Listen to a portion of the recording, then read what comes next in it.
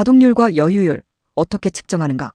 가동률과 여유율의 개념, 그리고 주작업과 부수작업의 차이를 설명해 드렸습니다만 개념을 숙지하고 현장에서 실제 데이터로 정리, 반영하는 것은 전혀 다른 문제입니다. 저명하게 아버지 피터 드러커는 이렇게 말했습니다. 측정할 수 없으면 관리할 수 없다. 여기에 제가 현장 경험을 하나 더 보태자면 측정 못하면 관리할 수 없으며 관리할 수 없으니 개선할 수도 없습니다. 가동률, 여유율 측정도 역시 마찬가지입니다. 오늘 측정하여 개선하지 않으면 내일도 같은 손실이 반복됩니다. 최적화 175입니다. 이번 영상은 산업공학 I 핵심 업무 20부작 시리즈의 11번째 내용으로 가동률과 여유율을 현장에서 측정하는 방법을 말씀드리겠습니다. 지금 라인의 가동률이 정확히 몇 %인지, 여유율은 몇 %인지 데이터로 파악하고 계신지요? 이 질문에 자신있게 답하지 못하신다면 이번 영상을 끝까지 봐주시기 바랍니다. 라인 인원의 절반 정도만 측정해도 전체 라인의 가동률과 여유율을 신뢰할 수 있는 수준으로 산출해내는 실측 방법을 관측 시점 하나하나까지 구체적인 절차를 확인하겠습니다. 오늘 영상의 순서는 다음과 같습니다. 1. 측정하지 않을 때 발생하는 문제점과 손실. 2. 측정을 위한 선제 조치. 3. 가동률과 여유율 측정 방법 및 절차. 4. 측정 실행에 따른 효과. 5. 유지관리 위한 체크리스트 7가지.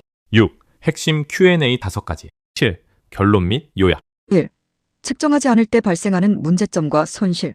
많은 생산 현장에서 가동률과 여유율이라는 용어는 익숙하게 사용됩니다만 실제로 이 수치를 정기적으로 실측하는 현장은 많지 않습니다. 관리자의 경험과 감각에 의존하여 우리 라인은 대략 80% 정도 돌아간다는 식으로 어림잡아 판단하는 경우가 대부분입니다. 문제는 이 어림값이 목표 수량 설정, SMV 산정, 인원 배치, 편성률 계산의 기초자료로 그대로 사용된다는 점입니다. 예를 들어 설명해 드리겠습니다. 50명이 근무하는 라인에서 10시간 근무 기준으로 하루 이론 가동 시간은 3만 분이 됩니다. 이 라인에서 생산하는 제품의 SMV가 12분이라고 가정하면 이론상 100% 가동 시 하루 생산 가능 수량은 2,500장이 됩니다. 관리자가 경험적으로 가동률을 85%로 가정하여 목표 수량을 2,125장으로 설정했다고 하겠습니다. 그런데 실제로 작업 표본 관측을 통해 측정해 본 결과 가동률이 68%로 나타났다면 실제 생산 가능 수량은 1,700장 수준에 머무르게 됩니다. 목표와 실제 사이에 425장의 차이가 발생하는 것입니다. CM 단가를 장당 1달러로 계산하면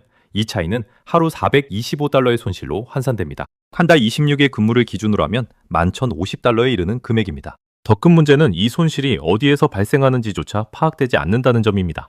가동률이 감으로만 관리되면 목표 미달의 원인이 작업자의 숙련도 문제인지 공정 불균형 문제인지 부수 작업이 과다한 것인지 구분할 수 없게 됩니다.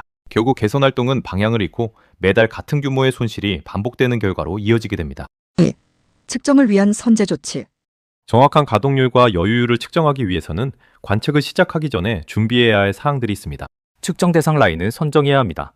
이때 유의할 점은 특이 사항이 있는 날, 예를 들어 신규 스타일 초기 투입일이나 대규모 인원 변동이 있었던 날은 피해야 한다는 것입니다. 평상시 생산 조건을 대표할 수 있는 날을 선택해야 측정 결과가 실제 현장을 반영하게 됩니다. 행동 분류표도 준비해야 합니다.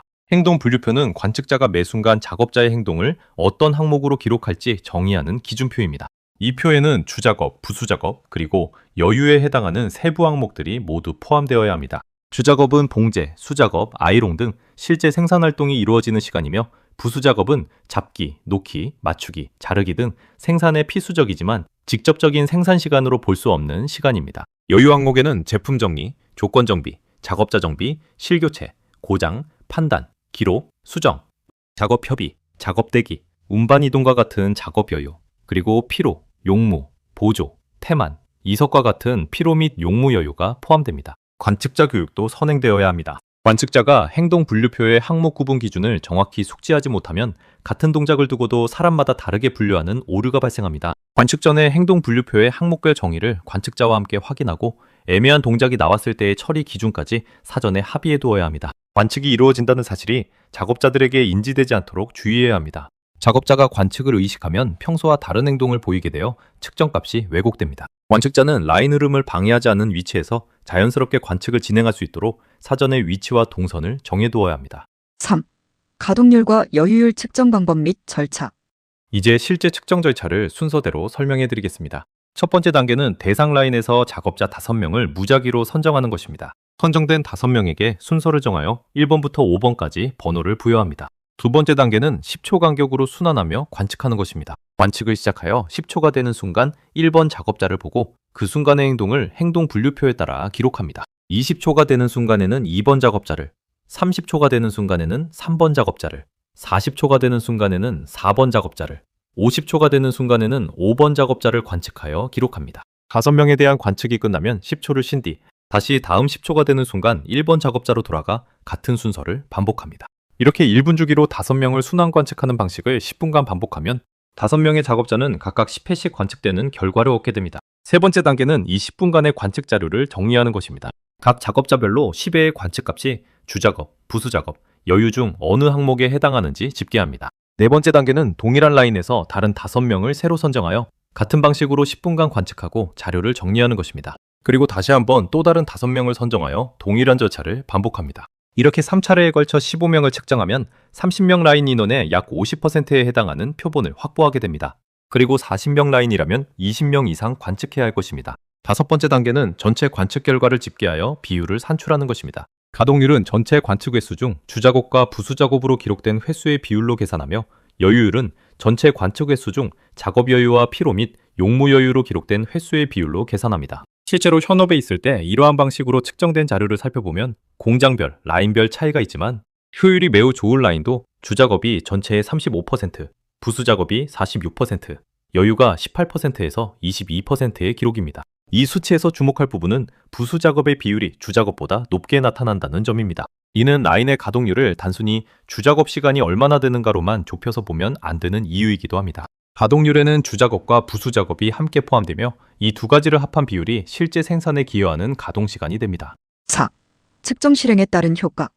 이러한 방식으로 가동률과 여유율을 정기적으로 실측하게 되면 여러 가지 효과가 나타납니다. 목표 수량 설정의 정확도가 높아집니다. 감이 아니라 실측된 가동률을 기준으로 목표를 설정하면 앞서 예시로 든 것과 같은 425장 1달러 CM은 하루 425달러 규모의 목표와 실적 간 괴리가 줄어들게 됩니다. 실측 가동률 68%를 기준으로 현실적인 목표를 재설정하면 무리한 목표로 인한 작업자의 심리적 부담과 품질 저하 위험도 함께 줄어듭니다. 손실의 원인을 항목별로 구분해서 볼 수 있게 됩니다. 예를 들어 측정 결과 부수작업 비율이 지나치게 높게 나타났다면 이는 자르기나 맞추기 같은 부수작업을 줄일 수 있는 전용지구나 보조기구 도입 또는 공정 배치 개선이 필요하다는 신호로 해석할 수 있습니다. 반대로 작업대기나 운반과 같은 작업 여유 항목의 비율이 높다면 이는 라인 밸런싱이나 자재 공급 체계에 문제가 있다는 신호가 됩니다. 항목별로 원인이 구분되기 때문에 개선 활동을 어디에 먼저 투입해야 할지 우선순위를 정할 수 있게 됩니다. 개선 활동의 성과를 객관적으로 검증할 수 있게 됩니다.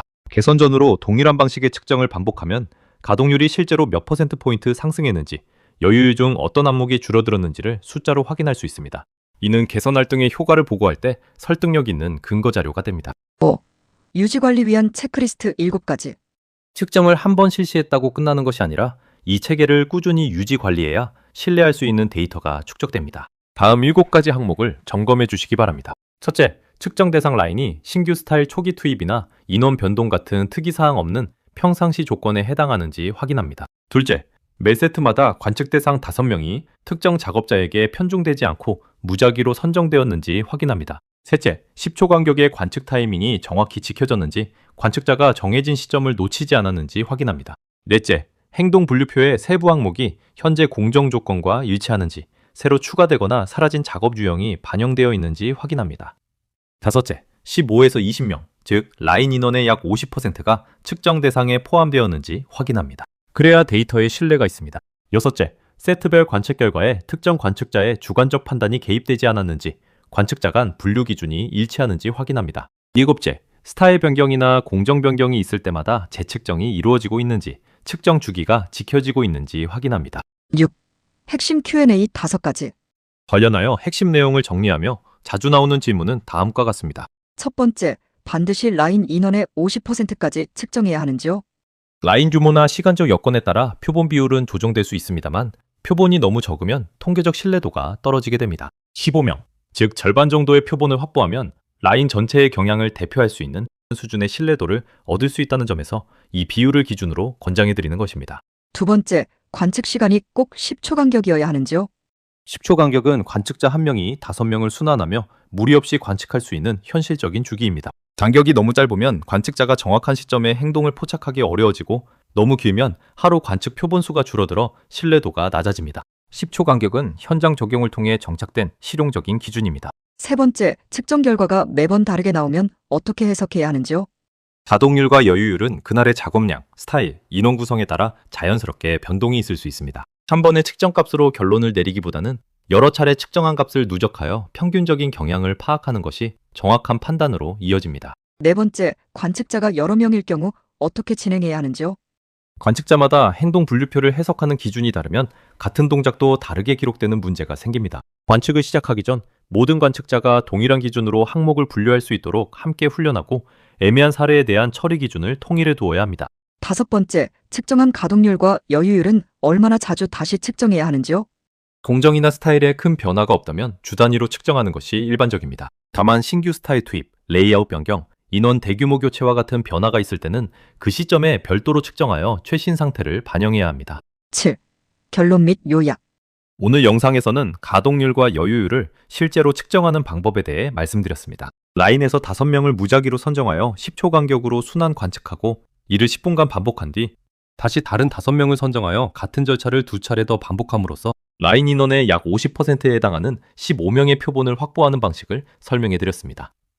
이렇게 확보된 데이터는 주작업, 부수작업, 여유 항목별로 집계되어 가동률과 여유율이라는 구체적인 숫자로 산출됩니다. 측정 없이 경험이나 감으로 목표를 설정하면 목표와 실적 사이에 괴리가 발생하고 그 괴리는 CM 단가 기준으로 환산했을 때 상당한 규모의 손실로 이어질 수 있다는 점도 함께 말씀드렸습니다. 반면 정확한 측정을 통해 가동률과 여유율의 실제 수준을 파악하면 목표 수량을 현실적으로 재설정할 수 있고 손실의 원인을 항목별로 구분하여 개선의 우선순위를 정할 수 있으며 개선 활동의 성과 또한 객관적인 숫자로 검증할 수 있게 됩니다. 다음 편에서는 오늘 측정한 가동률과 여유율 데이터를 실제 라인 개선 활동에 어떻게 연결하여 활용하는지에 대해 말씀드리도록 하겠습니다. 끝까지 시청해주셔서 감사합니다.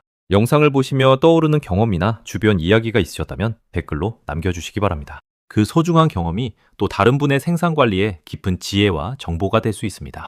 그리고 이 영상이 유익하셨다면 구독과 알림 설정 바랍니다. 후속 영상도 바로 받아보실 수 있으며 영상을 만드는데 큰 힘이 됩니다. 아울러 영상 관련 자료가 필요하시면 연락 바랍니다. 감사합니다.